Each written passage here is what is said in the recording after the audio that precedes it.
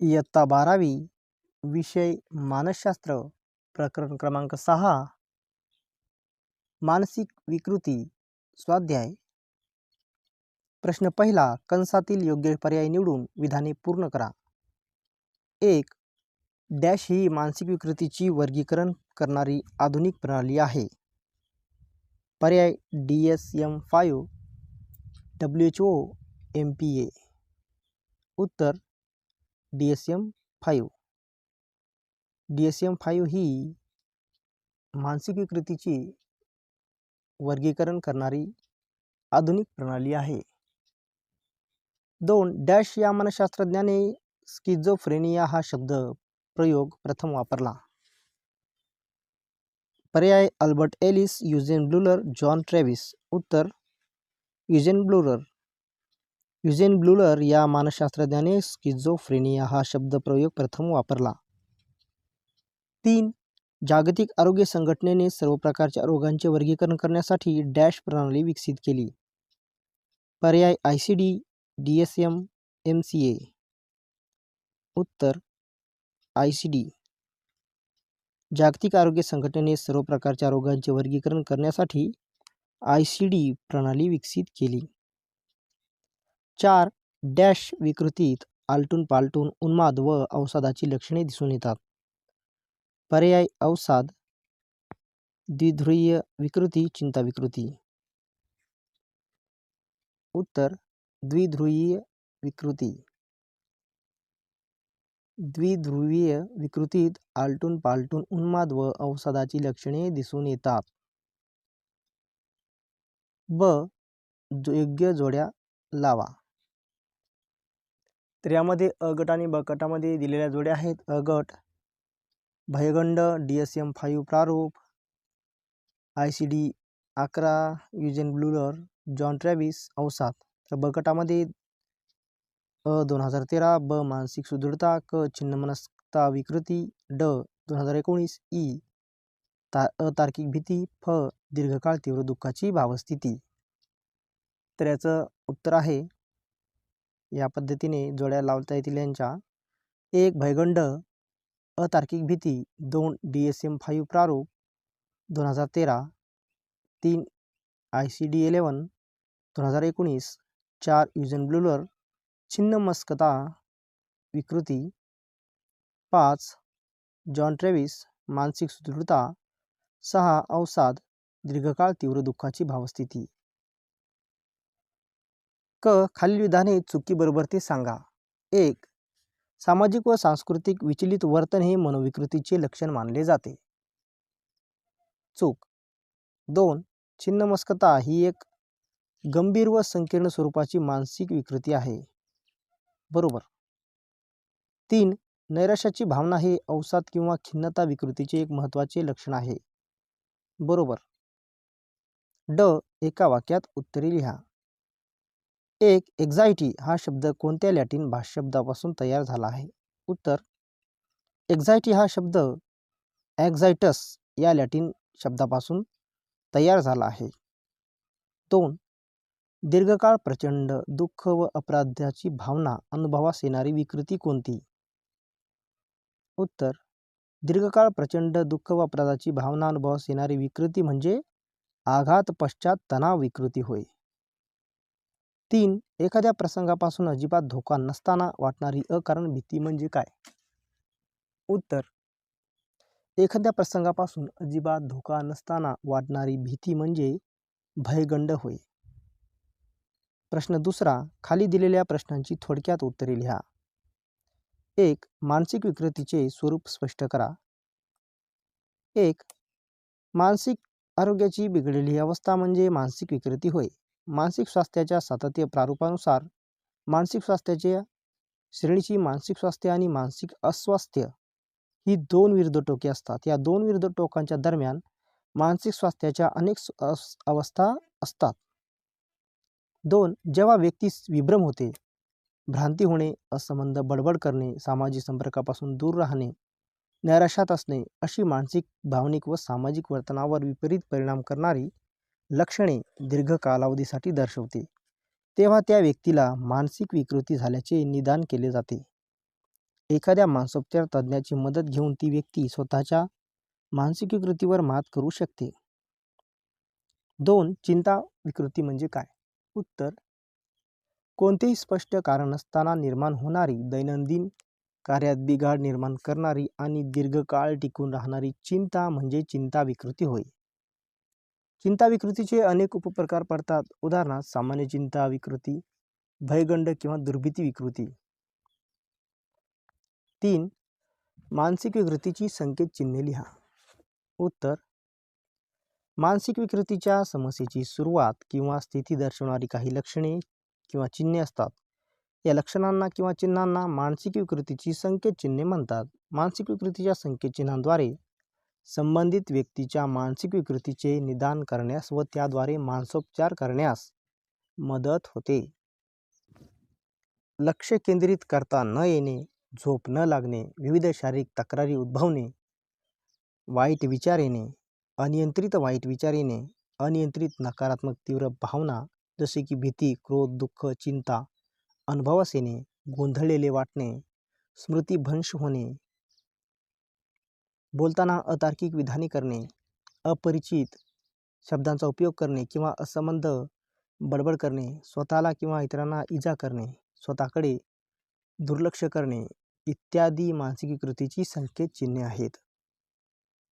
4. द्विध्रुवीय विकृती म्हणजे काय? उत्तर: ज्या विकृतीत दुःख, निराशा अशी अवसादाची लक्षणे आणि आनंद, हर्ष अशी उन्मादाची लक्षणे आलटून पालटून दिसतात, तेव्हा त्या विकृतीस द्विध्रुवीय विकृती म्हणतात. द्विध्रुवीय विकृती जडलेल्या व्यक्ती काही दिवस आनंद व उत्तेजना या भावनांचा तर त्यानंतर काही दिवस दुःख व निराशा या भावनांचा आलटून पालटून अनुभव घेतात.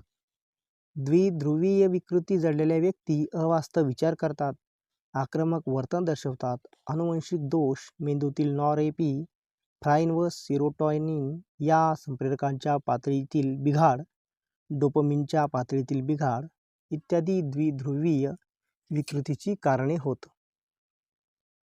5. आघात पश्चात तणाव विकृती म्हणजे काय? उत्तर: अर्थ: प्रिय व्यक्तीचा मृत्यू, भूकंप, शारीरिक अत्याचार अशा आघातांचा स्वतःस अनुभव आल्यास किंवा अशा आघाताच्या प्रसंगाचा साक्षीदार असल्यास निर्माण होणारा तीव्र तणाव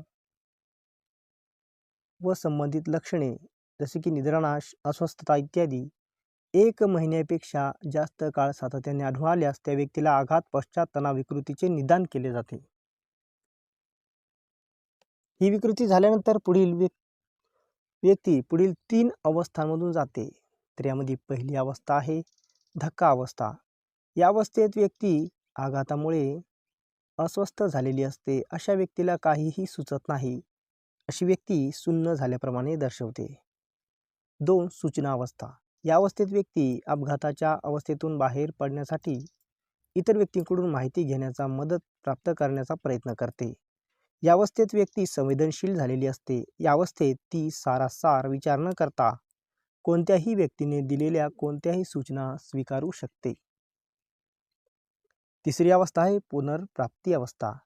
या अवस्थेत व्यक्ती ताणाखाली असली तरी मानसिक आघाताच्या स्थितीतून बाहेर पडून पुन्हा पूर्वीचे मानसिक संतुलन मिळवण्याचा प्रयत्न करते.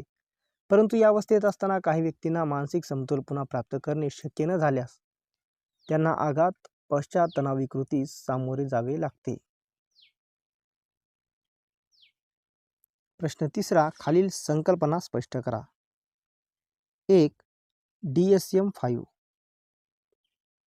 उत्तर: मानसिक विकृतीच्या निदानासाठी व त्यानुसार उपचारांसाठी अमेरिकन समर्पक सायकोलॉजिकल असोसिएशन या संघटनेने मानसिक विकृतीची निदानात्मक आणि संख्याशास्त्रीय माहिती पुस्तिका सर्वप्रथम 1952 मध्ये विकसित केली. या पुस्तिकेला DSM-1 असे म्हणतात. DSM-1 या पुस्तिकेद्वारे मानसिक विकृतींचे सर्वप्रथम वर्गीकरण करण्यात आले. त्यानंतर DSMच्या सुधारित आवृत्त्या तयार करण्यात आल्या. सध्या मानसिक आजारांचे वर्गीकरण करण्यासाठी DSM-5 ही सुधारित आवृत्ती 2013 पासून वापरली जाते. या पुस्तिकेमध्ये मानसिक विकृतीच्या 22 श्रेणी आहेत व प्रत्येक श्रेणीत काही उपश्रेण्या आहेत. 2. ICD-11. उत्तर: जागतिक आरोग्य संघटनेने सर्व प्रकारच्या रोगांचे आणि आरोग्याच्या समस्यांचे वर्गीकरण करण्यासाठी एक प्रणाली विकसित केली. या वर्गीकरण प्रणालीला रोगांची आंतरराष्ट्रीय वर्गीकरण प्रणाली असे म्हणतात. या प्रणालीमध्ये मानसिक विकृतीबाबत एक स्वतंत्र विभाग आहे. अलीकडेच 2019 मध्ये ICD प्रणालीची 11वी आवृत्ती सादर करण्यात आली आहे. ICD प्रणालीच्या 11व्या आवृत्तीत मानसिक विकारांच्या व्यापक 19 श्रेणी दिल्या गेल्या आहेत. ICD प्रणालीच्या 11व्या आवृत्तीत दिलेल्या मानसिक विकृतीच्या 19 श्रेणी या DSM-5 मध्ये दिलेल्या मानसिक विकृतीच्या श्रेणीशी बहुतांश प्रमाणात मिळत्या जुळत्या आहेत.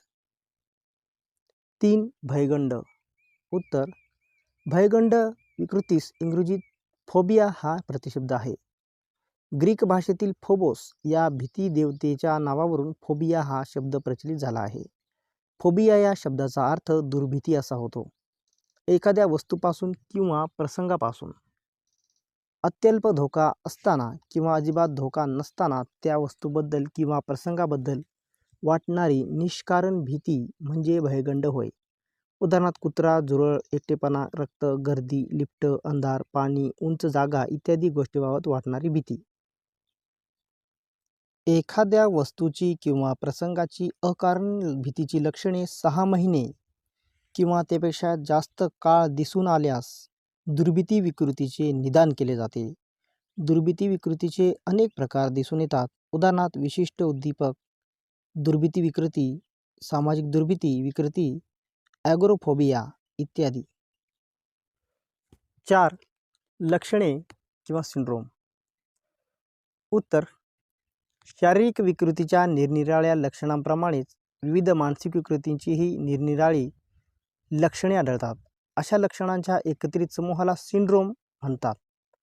मानसिक विकृतीचा सिंड्रोम एखाद्या व्यक्तीत आढळल्यास तिला मानसिक विकृती झाल्याचे निदान केले जाते. उदाहरणार्थ अंमली पदार्थाचे वारंवार सेवन करणे, अंमली पदार्थावर शारीरिकदृष्ट्या अवलंबून राहणे, व्यसन सोडवण्याचे उपाय अयशस्वी होणे इत्यादी लक्षणे एकत्रितपणे दिसल्यास अशा व्यक्तीला अंमली पदार्थ व्यसनासक्ती ही मानसिक विकृती झाल्याचे निदान केले जाते. 5. विभ्रम. उत्तर: विशिष्ट उद्दीपक उपस्थितीत नसूनही उद्दीपकाची होणारी जाणीव म्हणजे विभ्रम होय. छिन्नमनस्क व्यक्तींना श्रवण विभ्रम, गंध विभ्रम, स्पर्श विभ्रम, शरीरांतर्गत संवेदनाविषयक विभ्रम अनुभवास येतात. छिन्नमनस्कता विकृती झालेल्या व्यक्तीला कोणीही बोलत नसताना कोणीतरी बोलत आहे असे वाटणे, प्रत्यक्षात कसलाही वास येत नसताना एखादा वास येणे, कोणीही स्पर्श केला नसेल तरीही कोणीतरी स्पर्श केल्याची जाणीव होणे, पोटात किंवा हातात काहीतरी फिरत आहे असे वाटणे अशा प्रकारचे विभ्रम होतात. प्रश्न 4 टिपा लिहा. 1. मानसिक सुदृढता व निरोगीपणाचे प्रारूप. उत्तर: मानसिक सुदृढता व निरोगीपणाचे प्रारूप असे स्पष्ट करते की मानसिक सुदृढता आणि निरोगीपणा यांच्या बाबतीत पुढील 4 शक्यता आढळतात. 1. चांगले मानसिक आरोग्य आणि चांगली मानसिक सुदृढता. या व्यक्तींना कोणतीही मानसिक विकृती नसते. अशा व्यक्ती मानसिकदृष्ट्याही सुदृढ असतात. या व्यक्ती जीवनात आलेल्या अडीअडचणींना आत्मविश्वासाने सामोरे जातात व जीवनात आनंद अनुभवतात. म्हणूनच मानसिक सुदृढता व निरोगीपणाची ही एक आदर्श अवस्था असते. 2. चांगले मानसिक आरोग्य आणि कमी मानसिक सुदृढता. या व्यक्तींना कोणतीही मानसिक विकृती झाल्याचे दिसत नाही, परंतु या व्यक्तींची मानसिक सुदृढता काही प्रमाणात ढासळलेली असते. व्यक्तींना वैयक्तिक स्वरूपाच्या भावनिक समस्या असतात. या व्यक्तींना मानसिक विकृती होण्याची शक्यता असते. 3. कमी मानसिक आरोग्य आणि कमी मानसिक सुदृढता. या व्यक्तींना मानसिक विकृती झालेली असते आणि त्यांची मानसिक सुदृढता देखील ढासळलेली असते. अशा व्यक्तींना टोकाच्या भावनिक समस्या असतात. त्यांच्या व्यक्तिमत्वात विस्कळीतपणा असतो. त्यांची कार्यक्षमता खालावलेली असते. मानसिक दुर्बलता व मानसिक विकृतीची ही एक गंभीर अवस्था असते. 2. मानसिक विकृतीविषयी गैरसमजुती. उत्तर: मानसिक विकृतीबाबत समाजात अनेक गैरसमजुती आढळतात. मानसिक विकृतीविषयी गैरसमजुतीमुळे मानसिक विकृती झालेल्या व्यक्तींकडे मानसिक विकृतीकडे अशास्त्रीय दृष्टिकोनातून पाहिले जाते. मानसिक विकृती हे पापाचे फळ आहे. मानसिक विकृती झालेली व्यक्ती विकृत वर्तन जाणून बुजून दर्शवत आहे. मानसिक विकृती झालेली व्यक्ती मानसिक विकृतीतून कधीच बरी होऊ शकत नाही. मानसिक विकृती म्हणजे एक कलंक आहे, अशा मानसिक विकृतीविषयी गैरसमजुती आढळतात. मानसिक विकृतीविषयी गैरसमजुती कमी झाल्यास मानसिक विकृतीग्रस्त व्यक्तींकडे शास्त्रीय दृष्टिकोनातून पाहता येते व परिणामी मानसिक विकृतींचे योग्य निदान करून त्यावर त्वरित उपचार करणे शक्य होते. 3. अंमली पदार्थ व्यसनासक्ती. उत्तर: प्राचीन काळापासून मानव विविध वनस्पतींच्या रसांचा, पानाफुलांचा शक्ती किंवा उत्साह निर्माण करण्यासाठी, वेदना विसरण्यासाठी, गुंगी येण्यासाठी उपयोग करीत आला आहे. अफू, चरस, गांजा, मद्य, हेरोईन, कोकेन इत्यादी अंमली पदार्थाच्या पूर्णपणे आहारी जाणे म्हणजे अंमली पदार्थ व्यसनासक्ती होय. प्रमाणाबाहेर अंमली पदार्थाचे सेवन करणे, दिवसभर नशेत राहणे, मद्य पिण्याची सतत इच्छा होणे, शारीरिक आजार असूनही मद्यपान चालू ठेवणे, मद्य सोडवण्याचे प्रयत्न अयशस्वी होणे इत्यादी अंमली पदार्थ व्यसनासक्तीची लक्षणे आहेत. अंमली पदार्थ व्यसनासक्ती जडलेल्या व्यक्ती काही प्रसंगी अंमली पदार्थ मिळवण्यासाठी चोऱ्या करणे, भीक मागणे, उसळमारी करणे, एखाद्याला जीवे मारणे इत्यादी दुष्कृत्येही करू शकतात. 4. अवसाद विकृती. उत्तर: एखाद्या अपघातजन्य घटकामुळे किंवा बाह्य कारणामुळे एखादी व्यक्ती जेव्हा निराशा, चिंता, तीव्र दुःख व अपराधीपणाची भावना दीर्घकाळ अनुभवते तेव्हा त्याला अवसाद विकृती म्हणतात. जगातील एकूण लोकसंख्येपैकी 5 ते 6% व्यक्तींना सौम्य अवसाद व खिन्नता ही विकृती जडलेली असल्याचे दिसून येते. अवसाद किंवा खिन्नता विकृतीत सतत नैराश्य अनुभवणे, कामात नसणे, वजन कमी होणे, भूक मंदावणे, निद्रानाश किंवा जास्त उत्साह, झोप येणे, शारीरिक व मानसिक थकवा जाणवणे, सतत अपराधीपणा वाटणे, लैंगिक अकार्यक्षमता, आत्महत्येचे विचार येणे, अवधान क्षमता ढासळणे, निर्णय क्षमता ढासळणे इत्यादी लक्षणे दिसून येतात. 5. चिंता विकृती. उत्तर: चिंतेला इंग्रजीत एन्झायटी असे म्हणतात. हा शब्द एक्झायटस या लॅटिन शब्दापासून तयार झाला आहे. याचा अर्थ अस्वस्थ किंवा त्रस्त मन असा होतो. दैनंदिन जीवनात कोणतेही स्पष्ट कारण नसताना निर्माण होणाऱ्या व दैनंदिन कार्यात बिघाड निर्माण करणारी व दीर्घकाळ टिकून राहणारी चिंता म्हणजे चिंता विकृती होय. दैनंदिन जीवनात चिंतेचा अनुभव आपण प्रत्येकाने घेतलेला असतो. जसे परीक्षेची चिंता, सभेमध्ये बोलण्याची भीती, मुलाखतीची भीती इत्यादी. दैनंदिन जीवनातील जबाबदाऱ्या व कठीण प्रसंगांना सामोरे जाण्यासाठी सौम्य चिंता असणे आवश्यक असते. सौम्य चिंतेमुळे व्यक्ती त्या परिस्थितीचा नियोजनबद्ध पद्धतीने सामना करू शकते. परंतु व्यक्तीच्या ठिकाणी अतिरिक्त चिंता निर्माण झाल्यास त्याचा व्यक्तीच्या कार्यावर विपरीत परिणाम होतो. व्यक्तीत अकारण चिंता व भीती निर्माण होते. व्यक्ती इतरांना टाळू लागते. अशा व्यक्ती दैनंदिन जीवनातील कार्य पार पाडण्यास असमर्थ ठरतात. या विकृतीचे लक्षण लहान मुलांमध्ये 4 आठवडे व किशोरवयीन मुले व त्यापुढील वयाच्या व्यक्तीमध्ये 6 महिने दिसून आल्यास चिंता विकृतीचे निदान केले जाते. सततच्या चिंतेमुळे रुग्णाची मानसिक क्षमता कोलमडून पडते व समस्या सोडवण्यास ती व्यक्ती अपयशी ठरते. लक्षणे: प्रचंड भीती वाटणे, हृदयाचे ठोके वाढणे, चिडचिड सारखी, डोकेदुखी, सततची काळजी, झोप न येणे, मळमळ होणे, चक्कर येणे, थकवा जाणवणे, बेचैन होणे, कशातही मन न लागणे, श्वास अडकल्यासारखे होणे, डोळ्यासमोर अंधारी येणे इत्यादी लक्षणे दिसून येतात.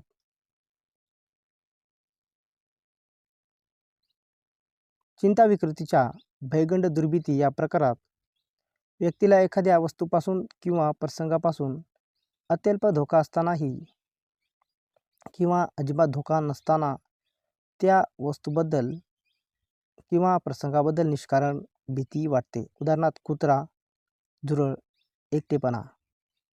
रक्त, गर्दी, लिफ्ट, अंधार, पाणी, उंच जागा इत्यादी गोष्टीबाबत वाटणारी भीती. अशी लक्षणे 6 महिने किंवा त्यापेक्षा जास्त काळ दिसून आल्यास दुर्भीती विकृतीचे निदान केले जाते. प्रश्न 5वा. खालील दिलेल्या प्रश्नांचे 150 ते 200 शब्दात उत्तरे लिहा. 1. मानसिक विकृतीचे निकष स्पष्ट करा.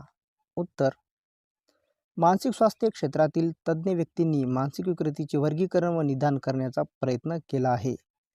त्यासाठी DSM व ICD या प्रणालीचा वापर केला जातो. सध्या मानसिक विकृतीच्या निदानासाठी DSM-5 नुसार पुढील 5 निकष वापरले जातात. 1. चिकित्सालयीन लक्षणे. जेव्हा एखाद्या व्यक्तीत आरोग्याच्या तक्रारी किंवा लक्षणे आढळतात तेव्हा तो आजारी आहे असे आपण म्हणतो. त्याप्रमाणे मानसिक विकारामध्ये एखाद्या व्यक्तीत उद्भवणाऱ्या वर्तनविकार किंवा मानसिक विकृतीशी निगडीत लक्षणे आढळतात. अशी लक्षणे एखाद्या ठराविक विकृतीशी संबंधित असतात. अशा लक्षणांच्या एकत्रित समूहाला सिंड्रोम असे म्हणतात. मनोचिकित्सक या लक्षणांनुसार मानसिक विकृतीचे निदान करून त्यावर उपचार करतात. 2. मनस्ताप व अक्षमता. कोणत्याही मानसिक विकृतीचे निदान करण्यासाठी व्यक्तीमध्ये तीव्र ताण व अक्षमता ही लक्षणे असणे आवश्यक असते. ताणतणाव याचा अर्थ मानसिक त्रास असा होतो. यात भय, अपूर्णता, अस्वस्थता, चिडचिडेपणा या नकारात्मक भावनांचा समावेश होतो. यामागे ताण हे कारण असू शकते. तसेच व्यक्तीत निर्माण होणारी अक्षमतेचे कारण ताणतणाव असू शकते. अक्षमता याचा अर्थ व्यक्तीला वैयक्तिक, सामाजिक व व्यावसायिक क्षेत्रात अनुरूप भूमिका व कर्तव्ये योग्य रीतीने पार पाडण्याची क्षमता नसणे. 3. कार्यात्मक बिघाड. जेव्हा व्यक्तीमध्ये अशी लक्षणे दिसून येतात की जे घटक व्यक्तीची मानसिक, जैविक व विकासात्मक कार्यक्षमतेमध्ये असमर्थता निर्माण करतात तेव्हा व्यक्तीत मानसिक रोगाचे निदान केले जाते. उदाहरणार्थ स्मरण अक्षमता, अध्ययन अक्षमता व अवधान केंद्रित करण्यात असमर्थता निर्माण होते. 4. तीव्र ताणकांना दिली जाणारी सर्वसामान्य अपेक्षित प्रतिक्रिया मानसिक विकृतीचे लक्षण मानले जात नाही. एखाद्या प्रिय व्यक्तीचा अचानक मृत्यू झाल्यास निर्माण होणारी तीव्र दुःखाची जाणीव मानसिक विकृतीचे लक्षण मानले जाऊ शकत नाही. त्याचप्रमाणे वेगवेगळ्या सांस्कृतिक, सामाजिक स्तरावर स्वीकार केले गेलेले वर्तन मनोविकृतीचे लक्षण मानले जात नाही. उदाहरणार्थ वेगवेगळ्या संस्कृतीतील धार्मिक विधीमुळे अनुभवाला येणारी स्वसंमोहन किंवा तंद्री सुप्तावस्था मनोविकृतीचे लक्षण मानले जात नाही. 5. सामाजिक व सांस्कृतिक विचलित वर्तन हे मनोविकृतीचे निकष मानले जात नाही. या सामाजिक व सांस्कृतिक विचलित वर्तन व सामाजिक संघर्षात्मक वर्तन मनोविकृत वर्तनाचे निकष मानले जाऊ शकत नाही. जसे समलैंगिकता ही काही समाजात मानसिक विकृत वर्तन समजले जाते, पण DSM-5 नुसार समलैंगिकता ही मानसिक विकृती समजली जात नाही. 2. कोणत्याही 2 मानसिक विकृती सविस्तर स्पष्ट करा. उत्तर: 1. अवसाद विकृती. एखाद्या अपघातजन्य घटकामुळे किंवा बाह्य कारणामुळे व्यक्ती जेव्हा दीर्घकाळ तीव्र दुःखाची भावस्थिती अनुभवते तेव्हा त्याला अवसाद असे म्हणतात. निराशा, चिंता, दुःख अशा दुःखदायक भावना या विकृतीत अनुभवायला येतात. ज्या विकृतीत व्यक्तीला दीर्घकाळ प्रचंड दुःखाची भावना व अपराधाची भावना यांचा अनुभव येतो यालाच अवसाद विकृती असे म्हणतात. लक्षणे: नेहमी निराशा अनुभवणे, कामात उत्साह नसणे, वजन कमी होणे, भूक मंदावणे, निद्रानाश किंवा जास्त झोप येणे, कायम थकवा जाणवणे, उदासीन राहणे, एखाद्या गोष्टीबद्दल प्रमाणाबाहेर अपराधीपणा वाटणे, लैंगिक अकार्यक्षमता, आत्महत्येचे विचार येणे, कशावरच लक्ष केंद्रित न होणे, निर्णय क्षमतेचा अभाव इत्यादी लक्षणे या विकृतीमध्ये दिसून येतात. 2. द्विध्रुवीय विकृती. या विकृत द्विध्रुवीय विकृती म्हणतात की ज्या विकृतीच्या व्यक्तींना कधी कधी मधूनच दुःखी, कष्टी, निराशा अशी अवसादाची लक्षणे दिसतात व मधूनच भावस्थितीत बदल होऊन आनंद, हर्ष, उल्हास अशी उन्मादाची लक्षणे दिसतात. यालाच द्विध्रुवीय विकृती असे म्हणतात. आलटून पालटून त्याच व्यक्तीमध्ये उन्माद आणि अवसादाची लक्षणे दिसून येतात. म्हणूनच या विकृतीला द्विध्रुवीय विकृती किंवा उन्माद अवसाद विकृती असे म्हणतात. लक्षणे: या व्यक्ती अतिउत्साही, आनंदी व उत्तेजित असतात व मधूनच दुःखी, कष्टी, निराश अशा भावस्थितीचा आलटून पालटून अनुभव घेतात.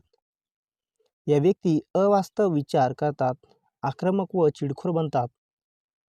अवसाद या विकृतीत आनुवंशिक दोष, मेंदूतील नॉरेपिफ्राइन व सेरोटॉनिन या संप्रेरकाची डोपामिन पातळी व झालेला बिघाड हे अवसादाचे व उन्मादाचे प्रमुख कारण मानले जाते. 3. छिन्नमनस्कता विकृती म्हणजे काय ते सांगून तिचे प्रमुख लक्षणे सविस्तर स्पष्ट करा. उत्तर: अ. छिन्नमनस्कता विकृतीचा अर्थ. छिन्नमनस्कता या शब्दास इंग्रजीत स्किझोफ्रेनिया हा प्रतिशब्द आहे.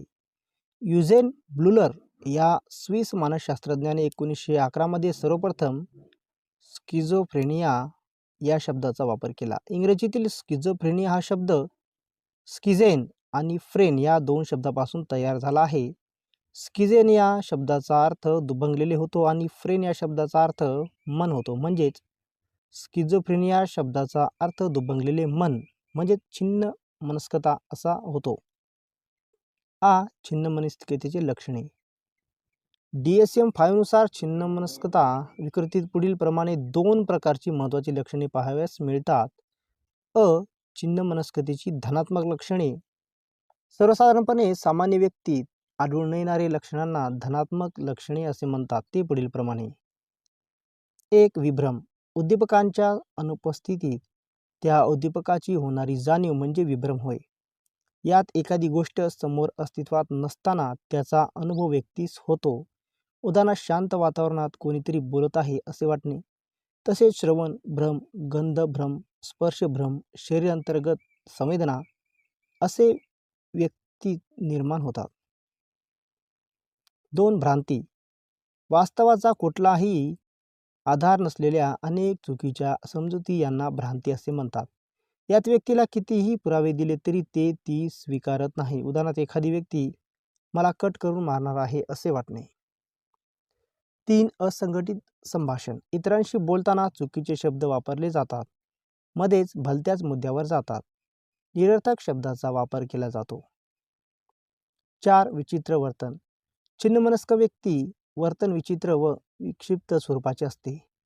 तासनतास उभे राहणे, विनाकारण किंचाळणे, इकडे तिकडे धावणे, एखाद्यावर हल्ला करणे किंवा चावा घेणे, सार्वजनिक ठिकाणी कपडे काढणे इत्यादी.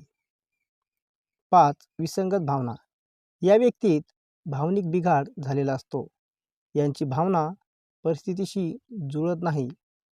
विसंगती आढळते. उदाहरणार्थ आनंदाच्या प्रसंगात या व्यक्ती ओरडतात तर दुःखाच्या प्रसंगात या व्यक्ती मोठमोठ्याने हसतात. ब. छिन्नमनस्कतेची ऋणात्मक लक्षणे. याच ऋणात्मक लक्षणामुळे रुग्णाची कार्यक्षमता कमी होते. परिणामी जीवनातील गुणवत्तेचा ऱ्हास होतो व कार्यपातळी खालावते. सामान्यतः छिन्नमनस्कता विकृतीची ऋणात्मक लक्षणे उपचाराने फारशी सुधारत नाहीत. ती लक्षणे खालीलप्रमाणे आहेत. जसे भावनिक अभिव्यक्ती अभाव, अनिच्छा, बोलण्याची इच्छा कमी होणे, सकारात्मक भावनेचा अभाव, असामाजिकता, सामाजिक सुसंवाद टाळणे, कमी बोलणे, औदासीन्य वाटणे. कधीकधी छिन्नमनस्क रुग्णामध्ये धनात्मक आणि ऋणात्मक लक्षणे देखील आढळून येऊ शकतात. जर धनात्मक लक्षणे 1 महिना किंवा त्याहून अधिक काळ दिसून आल्यास किंवा ऋणात्मक लक्षणे 6 महिन्यांपेक्षा जास्त असतील तर त्या व्यक्तीस छिन्नमनस्कता विकृती असल्याचे निदान केले जाते.